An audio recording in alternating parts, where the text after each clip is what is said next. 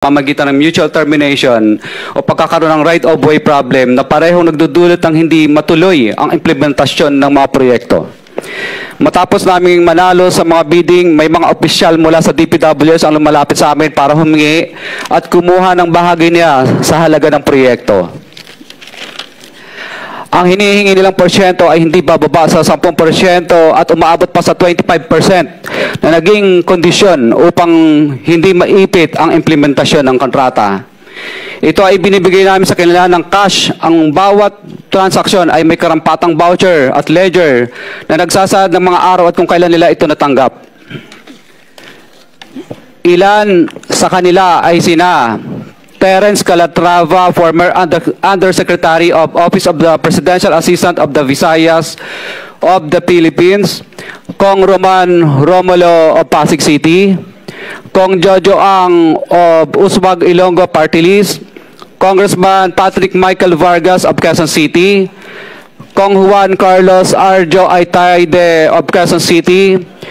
Nicanor Nicky Briones of Agap Party List, Congressman Marcelino Marcy Teodoro of Marikina, Congressman Florida Robes of San Jose del Monte, Bulacan, Congressman Leandro Jesus Madroño of Romblon, Congressman Benjamin Benji Agarao Jr.,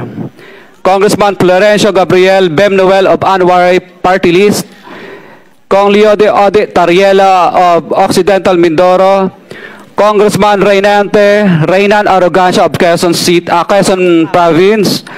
Kong Marvin Rillo of Quezon City, Kong Teodoro Haresco of Aklan, Kong Antonieta Yudela of Zamboanga, Sibugay, Kong Dean Asisio of Caloocan, Kong Marivic Pilar of Quezon City.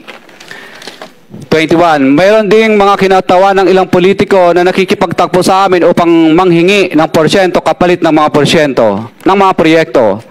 Ang mga porsyentong ito ay 25% ay ipinipilit sa amin bilang karaniwang kalakaran na wala akong kakainang tanggihan. Ilan sa kanila ay sina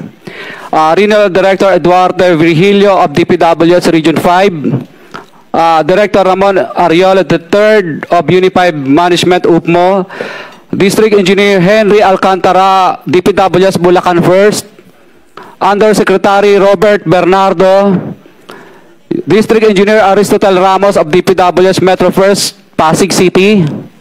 District Engineer Manny Bulusan of DPWS North, Manila Deo, District Engineer Edgardo Sipingol of DPWS Bulacan Subdeo,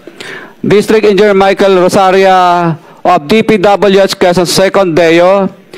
Karamihan sa mga kawani ng DPWS na nabanggit